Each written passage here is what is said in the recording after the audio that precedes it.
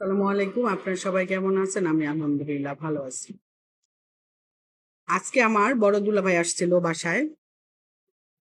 আমার বড় বোনের হাসব্যান্ড। মাঝে, মাঝে আসে।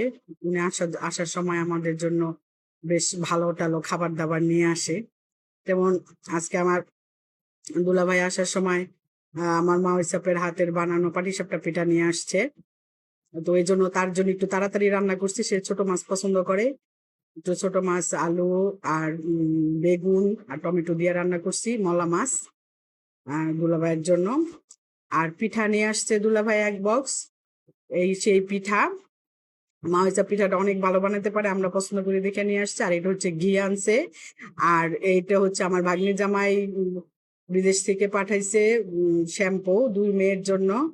আর হচ্ছে একটা সাবান পাঠাইছে। তো বিদেশে মিডল ইস্টে আত্মীয় স্বজন থাকলে একটু সুবিধা আছে। যেমন তারা আত্মীয় স্বজনদের জন্য কিছু কিছু বিশেষ করে কসমেটিকটা পাঠাইলে খুব খুশি লাগে। শ্যাম্পু, তারপরে ক্রিম, মাঝে মাঝে আবার ট্যাং পাঠায়। বেশি ক্লোজ হইলে যেমন আবার একটু একটা কম্বলও পাঠাইতে পারে। যেমন এই ২ বছর যাবৎ আমার মেয়েরা ম্যাক্সিমাম সময় বাইরের শ্যাম্পুটাই ব্যবহার করতেছে, কারণ ওদের দুলা ভাই আমার ভাগ্নির জামাই আর কি বিদেশ থাকে। ওই পাঠায়, কন্ডিশনার পাঠায়, সাথে শ্যাম্পু ট্যাম্পু পাঠায়। তো যাক, শালি হিসাবে একটু ওরা পাইতেই পারে, আর দুলাভাই খুশি হয়ে পাঠায়, সমস্যা নাই। তো সাথে আমি একটু কই মাছ রান্না করছি। কই মাছটা হলে ৩ পিস কই মাছ রান্না করছি, কারণ আমার বড় মেয়ে কই মাছ খাবে না। এটা দুলাভাইয়ের জন্য না, দুলাভাই এটা খায় না। তো এটা আমি আর আমার ছোট মেয়ে খাইছি।